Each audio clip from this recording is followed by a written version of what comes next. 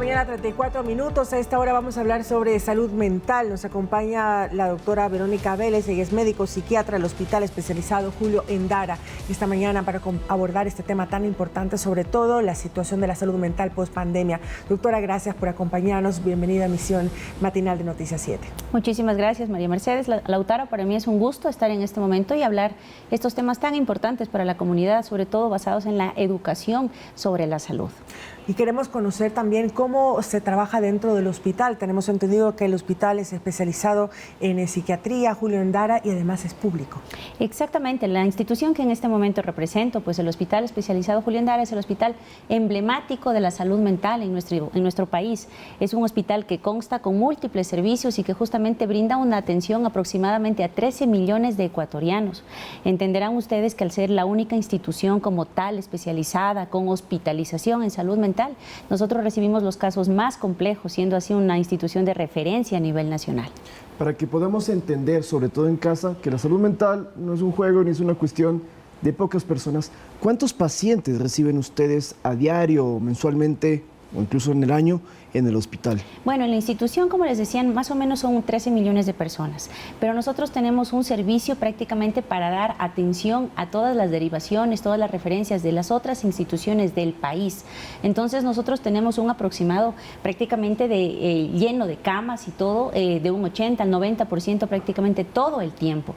Entonces damos una acogida y atención a todas las enfermedades mentales, sobre todo enfermedades complejas que no pueden ser atendidas en otros sistemas o en otros niveles de atención. ¿Cómo cuáles? Por ejemplo, nosotros atendemos lo que son esquizofrenia, pero ya en casos mucho más complejos. La ideación suicida o el intento autolítico como tal es una de las emergencias psiquiátricas muy comunes en nuestra institución y que sobre todo generan que sean una gran alarma en la actualidad. Nosotros sabemos de lo prácticamente común que se ha vuelto el tema del suicidio, lo tan mediático que lo hemos visto en la actualidad. Entonces, esta es una de las grandes alarmas que nosotros intentamos llegar a la población con educación, pero también brindándole atención ya en el caso más complejo. Y por eso es tan importante conocer y que nuestro público entienda, cuando hablamos de salud mental, a qué nos referimos y qué es lo que abarca, doctora. Bueno, la salud mental justamente es el estado como de equilibrio y bienestar entre lo que pensamos, hacemos, sentimos, y que obviamente esto va concatenado también con todo nuestro círculo más cercano, cómo nosotros nos desarrollamos, cómo nos desenvolvemos en el ámbito laboral, familiar, social,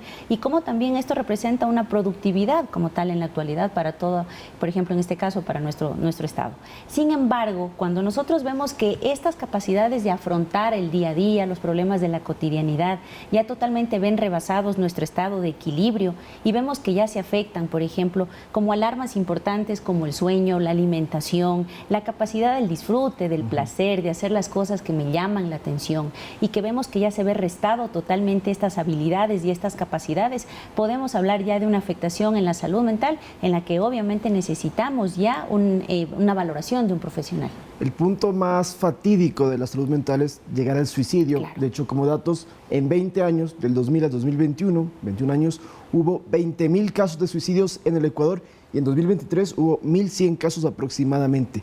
¿Esto se puede prevenir, doctor? Es decir, expliquémosle a la gente en casa qué indicios hay para que los familiares principalmente puedan evitar que uno de sus seres queridos tome una decisión fatal. Nosotros tenemos que tomar en cuenta que existen grupos vulnerables totalmente para este intento suicida o la ideación suicida. Los jóvenes, por ejemplo, en la actualidad, pero también los adultos mayores, son de los grupos muchas veces en los que más vemos nosotros sintomatología depresiva. Por ejemplo, vemos que tiene ya sentimientos de tristeza permanente, en donde empieza a ser como un ritual de despedida, por ejemplo, donde vemos que ya ha abandonado totalmente las actividades que antes le llamaban la atención. Estas ya podrían ser alertas con las que nosotros podemos ir acogiendo prácticamente a esta persona, ir acercando hacia una ayuda profesional. Y obviamente cuando nosotros ya evidenciamos que existe una ideación de muerte, haberle perdido ese sentido a la vida, esto ya representa un riesgo importante. El suicidio, Lautaro, definitivamente es prevenible. Nosotros a través de la psicoeducación y nosotros desde casa, como núcleo, como la familia, el educarnos sobre salud mental, el darle cada vez más importancia a este aspecto tan importante y tan relevante, sobre todo en el estado de bienestar, en el estado de equilibrio para las personas, es algo que tenemos que darle totalmente como la relevancia que tiene el tema. Totalmente. El círculo más cercano, la familia, ¿de qué manera puede ayudar?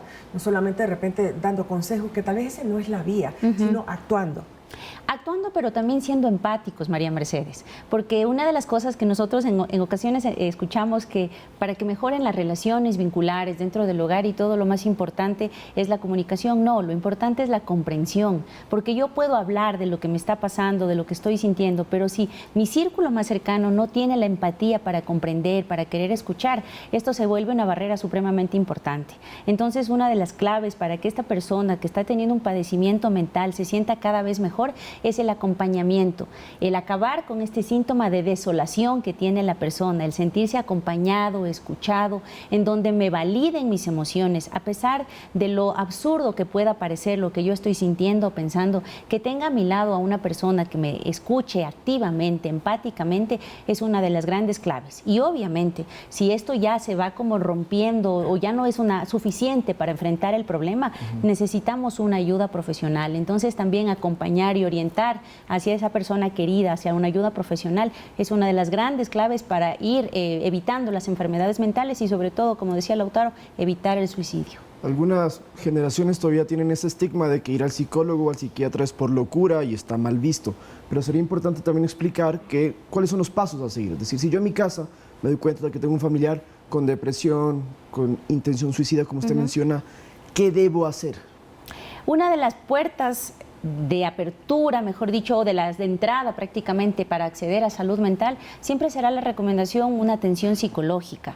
El tener una buena valoración psicológica y sobre todo en el caso de nosotros, de profesionales de la salud mental, trabajar concatenadamente, de la mano, psicología y psiquiatría siempre va a asegurar que tengamos un mejor pronóstico de la enfermedad mental. Perdón, ¿qué opina usted, por ejemplo, de ciertos, no son pastillas, sino algunos suplementos médicos, medicinales, naturales, muchos de ellos, hablábamos del cannabis hace poco, que ayudan a relajar a la persona? ¿Esto sí es algo efectivo? ¿Eso es algo que se recomienda utilizarlo? Lautaro, el hecho de ingresar ya prácticamente a nuestro organismo una sustancia química, yo sí recomendaría que sea siempre orientado por un profesional.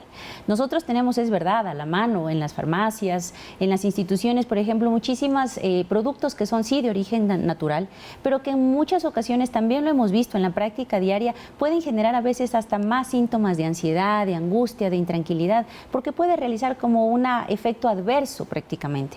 Entonces, lo que yo sí recomendaría primero es una valoración por profesional, una valoración médica, para poder sí empezar con un tratamiento adecuado.